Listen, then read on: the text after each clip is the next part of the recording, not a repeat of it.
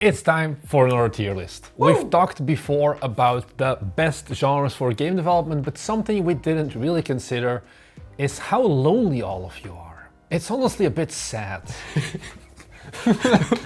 So just for you today, we're going to be doing another genre tier list, but we're going into this with the average Bite Me viewer experience. Kinda bad at art, kinda bad at code, and most importantly, solo game developer. Okay, I just offended 100% of the people watching this probably. The thought is basically that, okay, we talked about like 4X games in some of our previous tier lists, and we put them pretty high because of like earnings potential and whatever, but realistically, you're not making a solo developed 4X game in less than 7 years. And probably you do want to release games a bit more often than that. So we're going to be talking about it purely from the perspective now of I'm no great artist, I'm no great programmer, I'm like okay at both, you're kind of like us. But then solo as well, and take a mix at, okay, what are some good games to first validate? What are some games that, you know, have still potential to get some sales? What is not something that's going to take 5 years of your life to develop? And kind of put it on our beautiful tier list. The higher it is, the better it is. If it's like an S tier, it's like everyone should make it. If it's an F tier,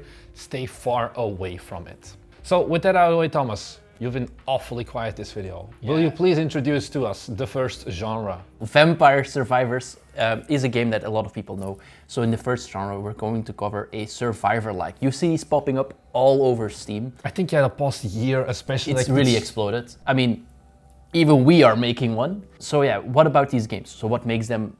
It's a lot of upgrades, it's a lot of progression. It's not super active, it's more of a get in the flow and you don't have to overthink much, it just happens, so to say. At least that's my view on it. What do you think?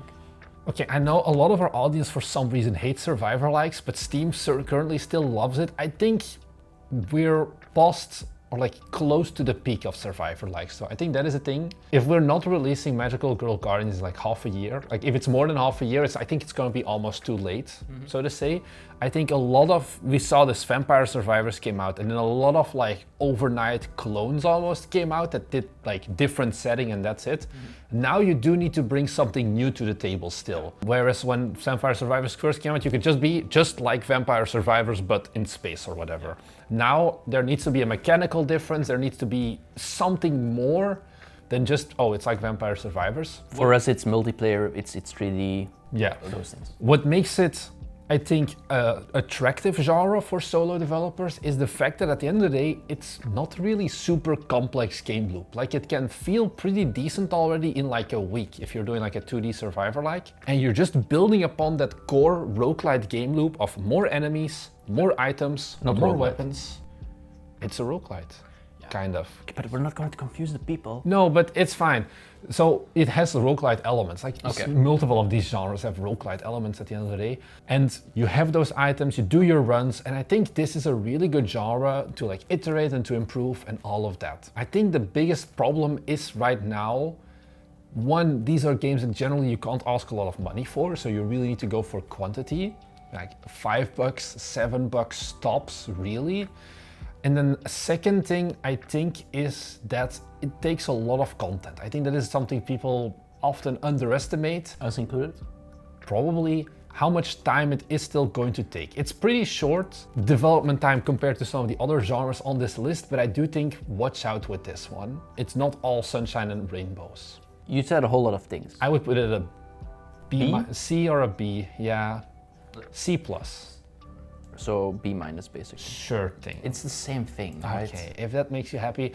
I think you're not going to go wrong with a survivor-like, but I don't know if it's the best thing you can do. It also kind of depends when you're watching this video, because we will probably hit oversaturation. At some point, yeah, if you're watching this 2 years after release, yeah, definitely it's different. Something that probably is not going to reach saturation anytime soon though, based on just how difficult I think it can be to make them, but it's something that a lot of indie developers have been wanting to make the past few years, is a Souls-like. You know, Elden Ring, a very small game.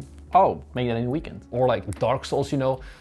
A lot of people look at that, they see that and they're like, this is really cool. I want to make my own Souls-like with like punishing, very nice feeling combat, a big open world to explore, all of that. Honestly, I think a Souls-like is kind of just, you know, what we'll get into it as well. You have like 2D Metroidvanias. I think a Souls-like is basically also kind of like a 3D Metroidvania as well. Maybe it's not purely unlocks, but you also just get better. There's a really good steep learning curve for the game as well.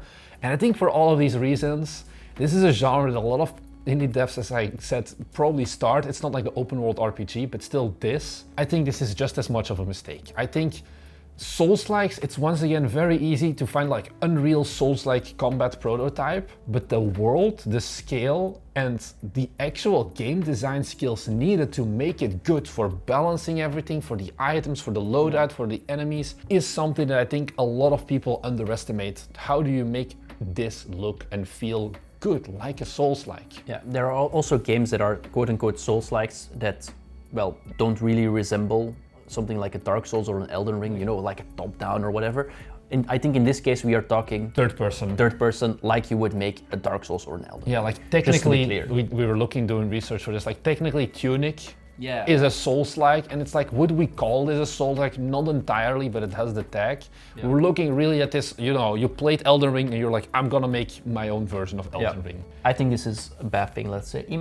Or you just go... Let's just go for E tier. I think I would go, because then, like, this is a genre people do like it, but I think people are very demanding for this genre as well, for like the output of game that you have. Next up, the best genre of all, a pizza-like. Okay, so with pizza-like, what we're talking about is a game like Unicycle Pizza Time, which is actually a Faldian style game, like, you know, those rage games. We made one, we've had some pretty good success with one, so obviously we're gonna put it at S tier, right? No. Right? No. Okay, why is that? First of all, I think a lot of rage games often, at least to me, feel very asset flippy and cheap. Enforced, yeah. I think like what we probably could do, and we joked about this before, it's like wheelchair pizza time, pogo stick pizza time, whatever. And we probably could make it and it probably would sell okay-ish. I mean, it's just because we want to force it. I think you have to have a good idea to make a game like this work properly. And we just haven't had a good idea since Unicycle Pizza Time. I also think not everyone loves this. This is a thing that is like, what I really like is it's pretty streamable. People want to try it. It's not too hard to implement. All those things are great, but it doesn't... Short dev times. Yeah, that's all great and all, but there are also just a lot of people who try to relax when playing a game. Yeah. And you're just making them angry. One thing I did notice is that a Faldian game has a lot lower conversion rate of like, oh, an influencer plays it and people buy it. People still buy it, of course, but they like watching people suffer. They don't like suffering. They like watching the game, and so your biggest audience is not actually going to be like players, but it's going to be streamers. And the good news is there's a shit ton of streamers out there as well. Yeah, and a lot of psychopaths who actually like to suffer, so that's also nice. You also have those, but I think these games are also super virality driven. If you can make the best game possible in this genre, if a YouTuber just ignores your email, it's never gonna fly. These are games that you need to have a critical mass of influencers almost giving guaranteed coverage, and it's gonna be a success. You see that with, for example, Get to Work, I think right now, where they could guarantee some streamers pick it up, and we saw this with Unicycle Pizza Time as well. Once you have a few big ones, then it starts snowballing and you're set. But getting those first few ones to cover your game can be near impossible, because it is super luck driven. There is no other marketing strategy really for this game. And I think that is a big consideration as well. Now, development time, it is pretty low, which is good. You can use a lot of assets, like you can make, like jankiness is often part of the thing, but this doesn't mean, this is a mistake I see with our audience who saw what we did with Unicycle Pizza Time, it's like, I'm gonna make the same, is it needs to still feel fair. When the streamer dies, they need to feel like, you know, they almost deserved it. Like it shouldn't be that suddenly out of nowhere your character just explodes and dies and whatever. Because then they're just gonna end the game. Like they can still rage quit, they have a higher tolerance before they rage quit, but they will still stop playing your game if it isn't good. Yeah. I think a great example of that is the game Stretcher Man, which sits at like a 52% rating on Steam, because they had that good idea that was made in Unreal, looks really pretty, but it just felt so unfair that nobody wanted to keep playing it. So where would you put it then? I would put it in a B tier. Yeah, I was thinking like an A- or a B. Because like earnings potential of a Survivor like is higher, but this is just much faster to crank out if you really just wanted to make this style of game. I think it's like similar to like horror game, spoilers. It's like something that you can make almost as a palate cleanser in between two bigger games. If you're someone who likes big game development as well. Next up, roguelike deck builders. Think of your favorite games like Balatro. Isn't it Balatro? Balatro? I don't know. I have no clue. Don't start another Godot, Godot, whatever. Balatro. Balatro. Or things like Slay the Spire, all those things, where you just use cards. It's a card game. I thought that, you know, we talked about roguelike deck builders last year, or I think almost 2 years ago at this point. And back then we were like, yeah, this is kind of a dying genre, or like, you know, it was at the end. Yeah. But then Balatro came out and was like, what's up, fuckers? Let's revive the roguelike deck builder genre a bit. Okay. But I think there's a very big difference between a Balatro and, for example, Slay the Spire. I think Balatro showed that no matter how saturated the genre is, if you come with something completely new and do a good implementation, people can still look at it even in a quote-unquote oversaturated genre. But a lot of people just made Slay the Spire clones. Yeah. And that's why the genre became saturated. I think also what Balatro does is, at the end of the day, the game is less about the mechanics and more about the emotions. If that makes sense. Like, when I hear people talk about how they like Balatro and how they like keep playing it, they play it because they're like, oh, it's like crack. And it's not because of the actual like game design, it's because of the giant numbers where it's like 190 trillion damage Joker deck and whatever. And it's that dopamine feed, it's the game feel and all of that that really elevates it more. It's actually not the super complicated card mechanics and whatever. And I think that is something where a lot of players also miss the mark of, like, they look at Balatro and they look at their own shitty solitaire roguelike deck builder or whatever, and it's just such a big disconnect between those two. I actually had a talk with one of my colleagues this week about Balatro, and one of the things he really likes, for example, is, okay, you use random seeds, but for example, you can still make it a quote-unquote social thing because you can pick your own seed. And this is also something, I think, if you're making something like this, what is the strength, for example, from the Phodian games is you can see a streamer do this and you can think, I can do this better, and you start playing yourself. And I think when you make a roguelike deck builder, if you have a mechanic like that, you see, I found the best seed ever, you can join in that fun. I think Balatro did really well is that it also gave it like a social aspect in a way, where other people try to beat like, the and that's what something he really liked, and when he explained it to me, it was like, that totally makes sense in my head. Now, with that said, should you make roguelike deck builders? I still think no. I still think no. I think with Balatro, it was almost an exception. Like, people, of course, once again, they saw what Balatro did and are like, I'm gonna make my own version now as well. But you're missing the point of what made this game so good, I think, for the most part. And it is that continuous iteration on that game feel, on that core loop that a lot of like solo devs, honestly, like Balatro was made by a solo dev if I remember correctly, and then they got picked up by a publisher and whatever, but the original like prototype definitely was solo dev territory still. It's like a very big gamble. This was at the end of the day just a passion project that took like years of development at the end of the day and like almost got lost in everything. There's a whole backstory and like lore behind Balatro, because of course there is. I think if you look at this and you're like, I should make a roguelike deck builder as well, I have some bad news for you. Because genuinely the problem most of the time is just that it's not innovative enough what you're doing. It's not feeling good enough to be better than a Slay the Spire and all of those games. This genre is just very, very dependent on finding something unique. It's kind of the same, for example, when you have a survivor-like. But if I make a cookie cutter survivor-like and a cookie cutter deck builder, I think 9 times out of the 10 the survivor-like will outperform the deck builder if they are just both mid. Yeah. Definitely. I would put it as a D tier. Yeah, exactly the same. Okay, that's good to hear. Next up, we already looked at kind of roguelike deck builders. What about roguelikes in general? Action roguelikes. So games like, for example, Hades to Wizard of Legend to Songs of Nevermade. Yeah. The core idea is you have your run system or whatever, and you have meta progression, and you can upgrade, and like you have randomly generated dungeons, for example, or like Nova Drift, I think is one that's in space. There's a whole bunch of games here. Yeah. Roguelites in general, very injury-friendly genre. Because of, once again, similar to what we said in the Survivor-like, that idea of you don't need to make 10 hours of levels.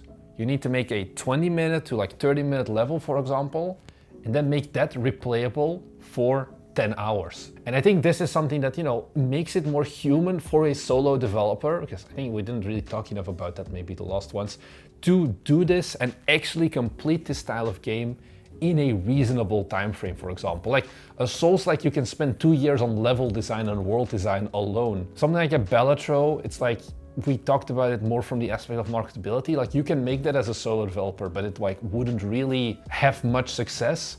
I think an action roguelite is something you can make yourself with, like I said, middling art skills, middling programming skills probably, and then focus once again on getting combat feeling good, game feel good, and then having something unique about your level or like some mechanic.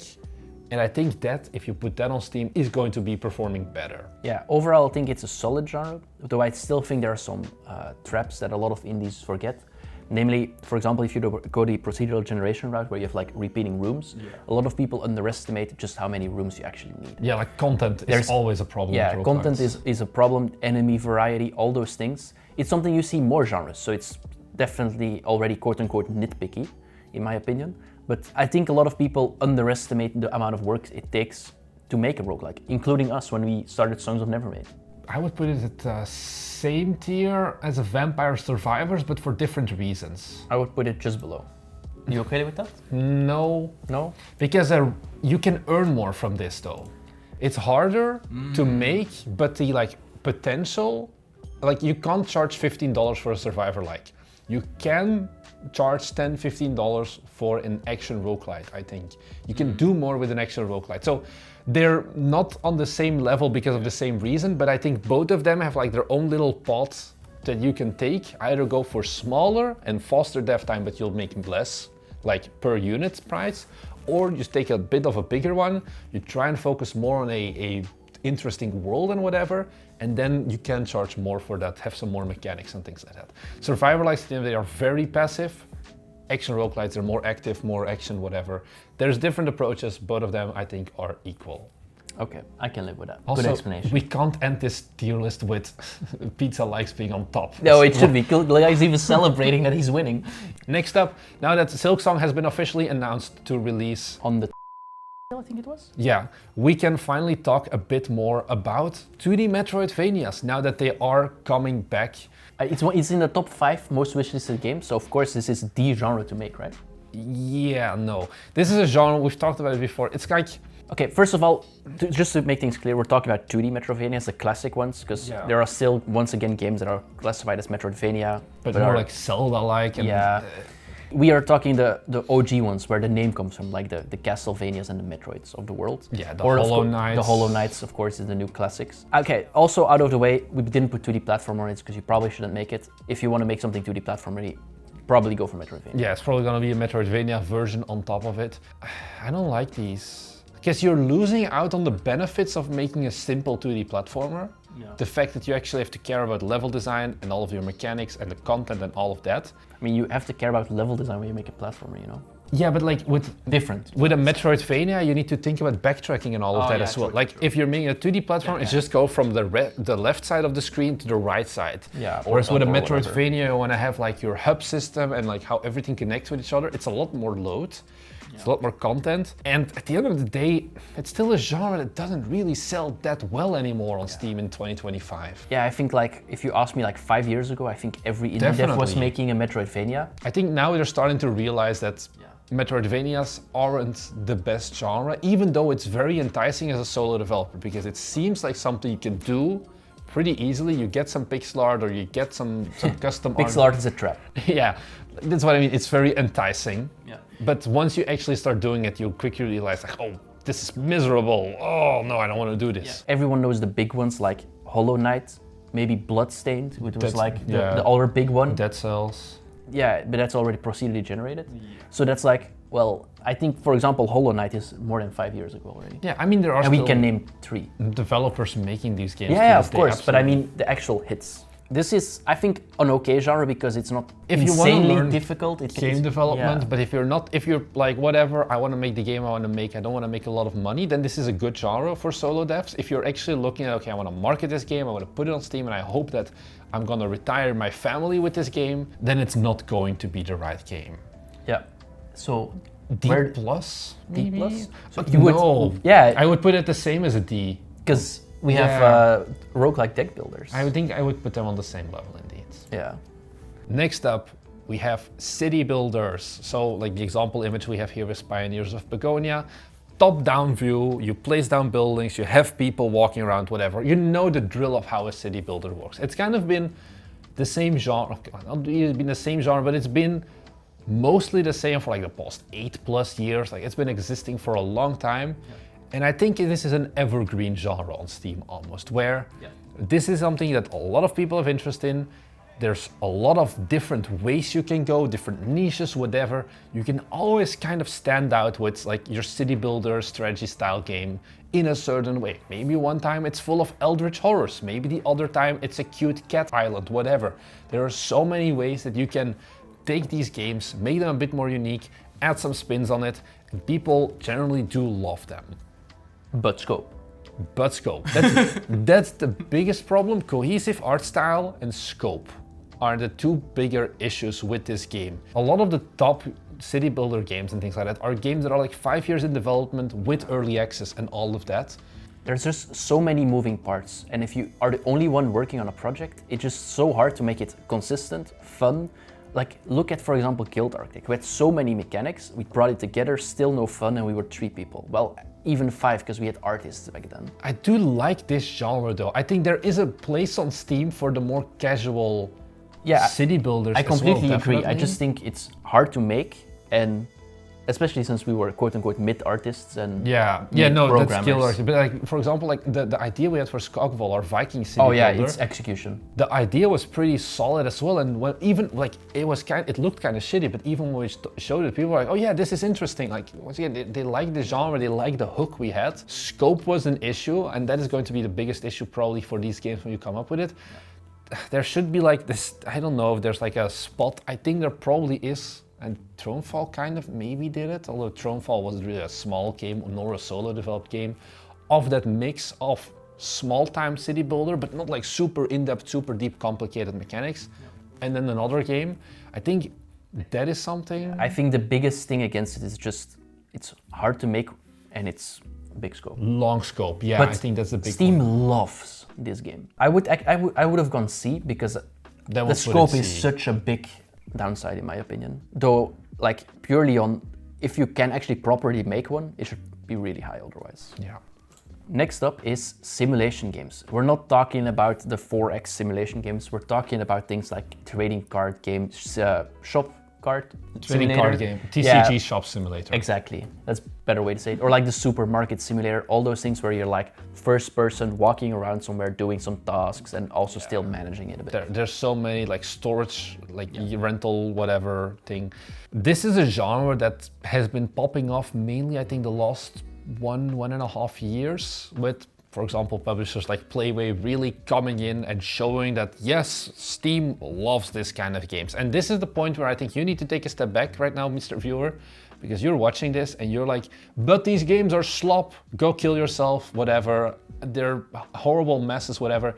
If they were that bad, why would people keep consuming and gobbling them up? I think this is another thing, standalone if you're a solo developer or if you're doing this like whatever in a giant team, it's like, understand that you maybe not always are the end customer. And there's differences, like just because you don't like this game, because I think this is probably the most controversial one on the list, doesn't mean that it is objectively bad and nobody should ever play this. With that out of the way, there is a lot of slop of these games as well, but these games are almost simple to make. This also, I talked about this once with Crisostomo, where he said like you just templatize these and you need to just be very specific in a single specific thing, basically. It's car mechanics, it's retro video game store, it's anything really. And if you can go niche enough, there's an interest for it. Don't go for the super broad ones anymore. Don't make another Belief Blower or Power Washing Simulator or whatever. Make it really, really specific. Like there's one of like factory outlet simulator and whatever, like very specific. Like honestly, the game's the UI does look pretty janky. I almost feel like people buy it just for the janky UI or something. I'm not fully certain about that part, but I think for solo developers, it is a really good genre to immediately figure out, hey, how does this make sense? Is this fun? Whatever. I would think this is a pretty good genre, at least. Like yeah, I think it's a solid genre for sure. You can make them pretty easy as well, because you can make them easy. You can vary the scope. Like when you think about a city builder, it's like, oh, but scope. And you have to have like quite a big scope already to be a small game in the genre. While here you can, it's really flexible. It can you can have like 50 items or you can have 250 items for your store basically. And I think that is more manageable. Dev times, especially once you've gone like maybe one out there, It's like FPS controller at the end of the day and interact with stuff and have like UIs. I think this would be a B tier for me at least. Yeah, I can live with it. I was thinking like an A- or a B. Yeah, maybe, but I also want to have Pizza Time on top, so we'll just put it in B. Yeah. I don't know if Pizza Time is gonna stay on top. No, nothing will go above Pizza Time. Okay, well, we get to the next game, which is one that we've been experimenting with recently as well, horror games. There are a bunch of famous articles and like videos on the internet already that say like, hey, I think we even on our tier list put horror games at S tier last time. If you want to make games, if you're a game developer, make horror games. I still think that is by far one of the best ways to do it, because this is one of those things where there seems to be an insatiable thirst for horror games, and it's something to make pretty easy. It's easy to scare people. It's like relatively small level design. Often it's just an FPS controller most of the time and then a scary monster. Ooh. I think those are things that you can all do relatively easily. I think if you're making long-term, like long horror games, like 8 hours, whatever, you're doing things wrong. Like if you look at like the Escape the Backrooms, Pools, like Overtime Anomaly even, what those games do is they just are like 1 to 2 hour experiences often, maybe 3 if you're lucky, and people are fine with that, honestly, because horror games allow you to be so creative and show so many different parts of game development basically, and it's just easy to consume, it's really nice. And like the games you can not charge super high amounts of money for, but once you get similar to the survivor likes, it's easy to make them. It's way easier honestly than the survivor likes to make them. And you can still get $5, $2, whatever out of it. What I really like about the horror games is the audience. And what I mean with that is, if I compare people, the average person, if you're the person I'm offending right now, I don't mean you for sure. But the average person for example, a simulation game, a city builder. They're more demanding. They are way more demanding. Like horror people are just happy that they had the experience. Yeah, and that's what I mean. Like that's, I think, one of the biggest strengths of horror games is you don't interact with a lot of people who expect the world. Yeah. They expect to have a bit of fun, casual. They don't need to invest 200 hours into a game like with your city builder or whatever. They're like, I'm sated if you just give me a couple of hours of fun, I give you a couple of bucks and I'm happy. And I think that's probably, in my head, the biggest strength of a horror game. Because, like you said, you have a lot of cool things that you can do in the game itself, so it's probably a lot of fun to make. And you also have not that much dev time, because you can make the scope small and still have happy customers. Yeah, absolutely. I think this is like an S tier, honestly. Why should you not make horror games? Do you have a reason why it shouldn't make it? I can't think of many. Even if you're scared, honestly, that's something you hear, and we often said it's all like, oh, I can't make horror games, I'm scared. It's like, that doesn't really matter. That's even better, because you're not completely desensitized to what is actually scary, yes and no. Now, the only reason I wouldn't put it in an S is because a pizza-like is in B tier. So we're gonna put it at S tier. Yeah, we're gonna put it in S, would be really stupid. So this one stays in S tier. Like, there are definitely things that are quote-unquote hard, because you can make a horror game that is bad, but I also think there is an audience for bad horror games, because then it just becomes funny. Yeah, it's the same with bad horror movies. Like the B-grade horror movies perform really well as well, like those slasher ones and things like that. So that's why, like, even if you're bad at it, you probably still find some audience. And then lastly, we get to a genre that I put on here because I personally really enjoy them as well. F tier. It's been getting, wow, the moment I like something, you're like F tier. I'll put it back. Let's first discuss. Yeah, that is the boomer shooter. So this is like, you know, there was this distinction a bunch of years ago at this point between a traditional FPS, your Call of Duties and whatever, and like the modern first-person shooters.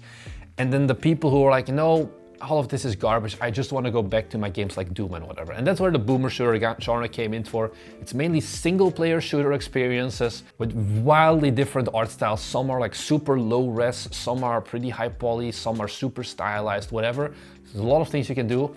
The focus here is just action, balls to the walls action most of the time. A lot of these games are being released, some of them even in like original Doom engine games, but a lot of them also just in Unity, Unreal, whatever, like regular games. Yeah. Now, from an outsider, you're way more invested into this. If I would evaluate this genre, I would think, since we're only mid at art and mid at mechanic, in this kind of game, I think feel is important. Yeah. If we're only mid, I don't know if we can properly execute on that feel. I actually think that's not even the biggest problem with this genre. I think the issue you have more with boomer shooters is the level design and the fact that it's most of the time linear. That is going to be the thing that's going to take up more time for this game. It's not actually getting the guns to feel good, because that is definitely an art as well. If I play a boomer shooter, the moment you give me a shotgun, I already know if the game's going to be good or bad based on how that feels.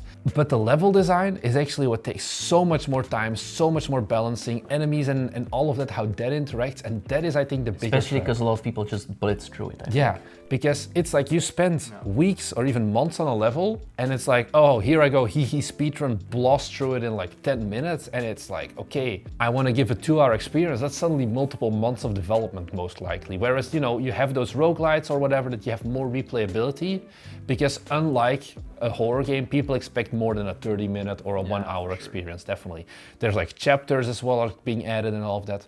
Boomer shooters is one of those genres that I would personally like to make, but I just can't justify from also like marketing perspective. There's a lot of good boomer shooters out there by now. Maybe this was different in like 2020 when, or 2017 definitely, but back then everything was great, where it was way easier to stand out with boomer shooters. Right now, everyone and their mom can make a boomer shooter pretty easy. The good thing is, because most of the art is like PSX style or low poly style or whatever, you can do a lot, I think, even if you're a middling artist and a middling programmer. But I just don't think this is a genre that makes the most amount of sense. Like, of course, it's 3D. I think it's more visual. I would put it a D+.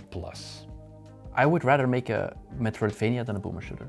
You would rather make one just from personal preference? I think a boomer shooter I also think from an audience point of view. No? I think there's more audience still for boomer shooters. You think so? Or like more interest? I don't know. Okay, maybe this is a tight one at least. Okay, let's just put it in D, because I would probably like D-, you would go D+. So yeah. Let's take the average. Just don't make a Souls-like. Just don't make a Souls-like. If the best thing to do is make a horror game if you're solo, otherwise make a pizza-like. I don't know if the pizza-like is the best. Like the pizza... No. I don't know what the guy is doing there, but I like it. It has reasons to exist, but it's not like only make pizza-like games. No, for sure. For your games of cycle. I think, yeah, overall this tier list, no big mistakes. I mean, there are definitely big mistakes that the people will You'll be let us commenting know about them now. I'm wondering, what is your top genre that you've learned for solo development or whatever? You also know there are going to be like 20 comments saying, you forgot this genre. Yeah, and it's like, you made a... every genre we didn't mention is an F tier. No, no. I don't know what we missed, but everything else F tier, clearly. I'm curious if you are making one of these genres like a Souls-like or like a 4X game as a solo developer, how has the experience been for you? I'm really interested to hear from you. Apart from that, thank you very much for watching, and we'll see you guys in the next one. Bye.